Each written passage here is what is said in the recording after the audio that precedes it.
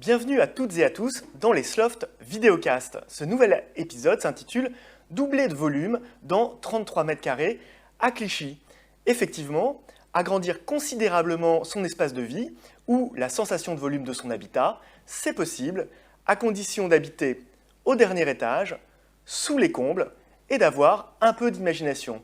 Alors pour en parler, j'ai le plaisir d'accueillir le concepteur du projet que nous allons décrypter aujourd'hui, Rémi Bardin. Bonjour Rémi. Bonjour Jean.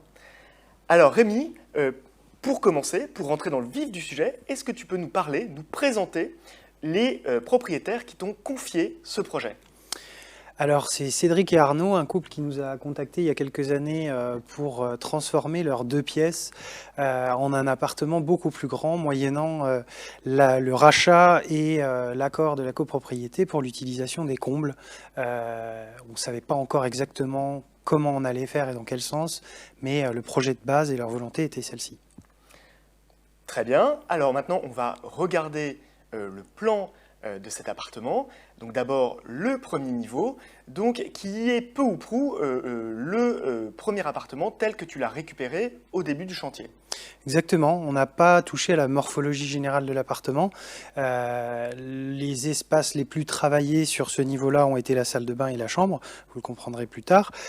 Mais en réalité, on avait un appartement qui était déjà en très bon état, qui avait déjà suscité une grosse réhabilitation et qui avait été fait avec beaucoup de goût, ce qui nous a aussi motivé à engager une collaboration sur ce projet.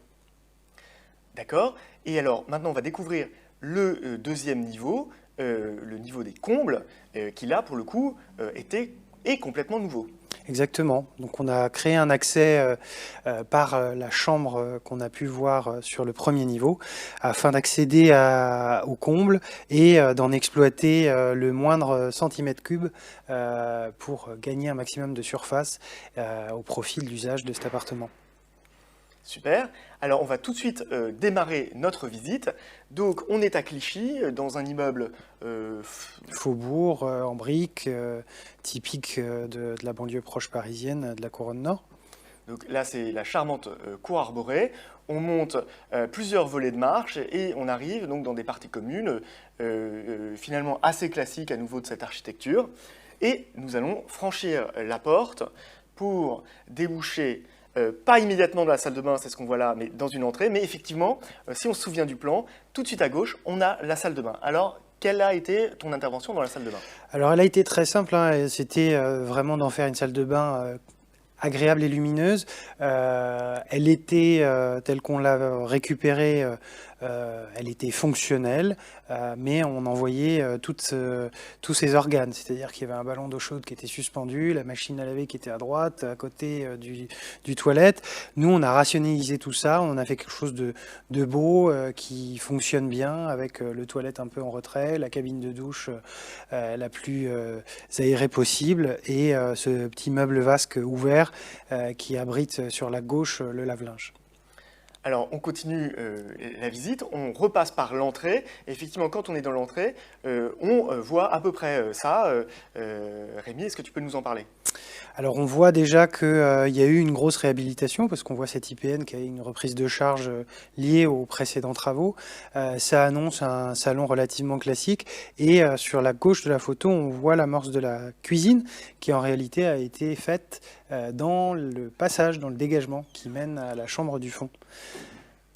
Alors, on explore un peu plus avant donc, ce salon que tu disais classique. Effectivement, on retrouve tout l'appareillage de l'écriture faubourienne avec un soubassement à moulure, une cheminée en marbre. Exactement, le renfoncement du conduit de cheminée, le parquet chêne, tout ce qui fait un petit appartement classique de Paris ou de sa proche banlieue.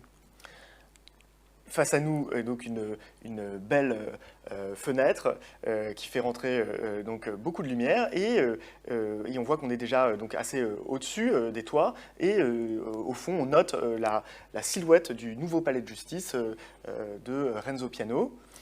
Et si on fait demi-tour, on retrouve ce que tu nous expliquais à l'instant, c'est-à-dire le renfoncement à côté des conduits de cheminée dans lequel on a pu loger Un canapé. Exactement. On aperçoit aussi le bar de la cuisine du coup cette structure en IPN qui permet de comprendre là bien précisément qu'on a exploité le passage pour y mettre la cuisine avec une zone eau, une zone feu, un plan de travail, un plan bar. On a tout ce qu'il faut dans une micro-surface, une surface de passage, mais qui fonctionne parfaitement pour une cuisine dans un petit espace comme ça. Donc c'est une cuisine complète. Exactement. Tout à fait suffisante. Ouais. Et effectivement, et ça c'est quand même la bonne idée, c'est de transformer des simples mètres carrés qui ne seraient que des mètres carrés dévolus au passage, avec une fonction en plus. Et donc on double finalement la valeur de ces mètres carrés avec un tel système. Exactement. Très intéressant. On voit dans le prolongement de la cuisine, l'ex-chambre, et c'est là où commence la transformation la plus fondamentale de cet appartement, Rémi. Exactement. Donc ça, c'était la fin de l'appartement, on va dire. Nous, on a créé le début de la nouvelle histoire, c'est-à-dire qu'on a créé une trémie dans le plancher supérieur donnant accès au comble. Cette pièce est devenue l'antichambre des combles, mais aussi le bureau, un dressing d'appoint, une chambre d'amis, un salon d'écoute pour écouter un vinyle, lire un livre, se poser tranquillement, et surtout qui donne l'accès à l'étage en passant par ce grand meuble escalier réalisé en MDF noir et en bâti peint. Et en suivant la main courante très pentue qui nous donne la direction de l'étage, on peut monter dans les combles. D'accord. Et moi, ce que j'aime beaucoup, effectivement, sur cet escalier, ce n'est pas qu'un escalier. D'abord, il a une présence visuelle très forte avec cette couleur noire que tu lui as donnée. J'aime bien aussi cette marche qui n'en est pas une, puisqu'elle accueille la zone bureau. Et on a vu sur la photo précédente, de façon très astucieuse, le tabouret qui est caché sous le meuble. Mais donc, la visite continue, et donc, on emprunte cet escalier. Et on arrive sur un nouveau palier qui a été complètement créé. Et moi, ce que j'aime bien et ce qui m'a sauté aux yeux en découvrant le projet, c'est cette espèce de garde-corps dressing, qui à la fois fait preuve d'un sens de l'optimisation très développé et aussi d'un sens assez pop de la décoration, puisque par définition, c'est un garde-corps qui est en permanente évolution. Exactement. Alors, dans ce genre d'espace-là, encore une fois, le moindre centimètre cube est fondamental. On savait que sous cette poutre, on était sur des hauteurs qui n'étaient plus vraiment praticables, en dessous d'1,80 m. Donc, on se permet des petites choses qui rendent la fonction star de nos projets. Et là, en l'occurrence, le garde-corps et la protection qui évite de tomber dans la trémie, c'est ce garde-corps dressing qui permet de ranger un maximum de vêtements à l'air libre et qui en même temps décore, colore ce volume. Ouais, très amusant. Alors maintenant, on va se retourner et donc on découvre une nouvelle facette, si j'ose dire, de ce monolithe noir, qui traverse l'appartement, qui commence effectivement au niveau inférieur avec cet escalier placard et donc qui change de forme, mais qui continue à structurer l'espace, Rémi. Exactement. Alors on tourne autour. Je rappelle que c'est les conduits de cheminée de tout l'immeuble, c'était une confluence de conduits à cet endroit-là, et on a fait de ce défaut-là ou de cette contrainte, parce qu'on a gardé le passage à l'endroit où on avait la plus grande hauteur, et on a sculpté réellement le volume qu'on voit en noir aujourd'hui, percé de contreformes qui permettent des rangements, en l'occurrence des chaussures, il y a des placards sur le côté. Ce volume-là, il va avoir une fonction dans la première partie du dressing, et il a une grande dimension sculpturale dans le reste de l'appartement. On vient le scarifier ou le déligner avec des étagères en bois qui ressortent dans le volume de la chambre, mais c'est vraiment lui qui structure tout ce volume-là. Alors effectivement, on a emprunté le couloir qui a été ménagé à la hauteur la plus grande qu'on pouvait trouver sous les combles. Et donc on a longé le monolithe et on le découvre dans un nouvel aspect, donc un troisième aspect, dans la chambre, et avec donc ces facettes et ces arêtes, ces scarifications dont tu parles, qui sont autant d'étagères pour décorer. Et donc ça fait un tout très décoratif. Là on le découvre sur un plan encore un peu plus large, et on voit sa masse assez rassurante de gros galets à facettes qui est là et qui structure la pièce. On dirait qu'il tient le toit, quoi. Il génère à lui seul des espaces. On voit le petit espace avec le Velux qui éclaire très précisément la plante. Il est éclairé au fur et à mesure de la journée de manière très différente. Et il s'est vraiment nourri de la contrainte technique qu'étaient ses conduits pour devenir la forme absolue et nécessaire finalement. On le lit comme quelque chose de nécessaire dans ce projet-là. Oui, c'est sûr, on ne pourrait plus imaginer l'appartement, en tout cas, sans ce rocher. Là, on se tourne maintenant vers le lit qui a été vraiment centré sous la faîtière avec une jolie tête de lit en papier peint. Et ouais, donc on a la tête dans les nuages, vraiment au sens propre du terme. On est au dernier étage, on a le Velux qui inonde de la lumière du matin.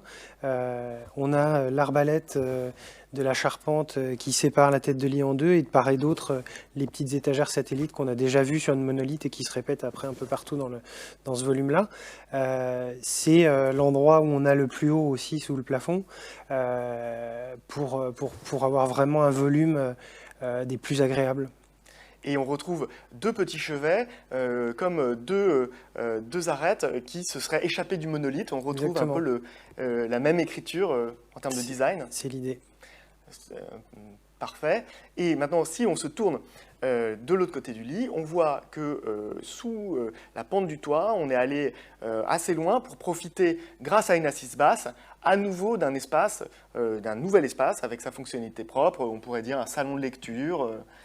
Exactement, et on le complète avec les petites étagères sur le côté qui va faire bibliothèque, et au dos tous les rangements sous pente, parce que même les volumes les moins nobles ont été optimisés au maximum pour y stocker des valises, des affaires, et encore une fois de profiter de tout ce qu'on peut profiter. On sait que le mètre carré est cher à Paris, et nous on a optimisé au maximum les mètres cubes. Bravo Rémi, merci de nous avoir expliqué si brillamment ce projet. Merci d'avoir répondu à notre invitation. J'espère que cet épisode vous aura plu, vous aura inspiré, et je vous donne rendez-vous pour de nouveaux Sloft Vidéocast, pour décrypter ensemble de nouvelles solutions d'aménagement pour un habitat toujours plus ergonomique, plus efficient, mais aussi plus beau. Merci et à bientôt. Merci.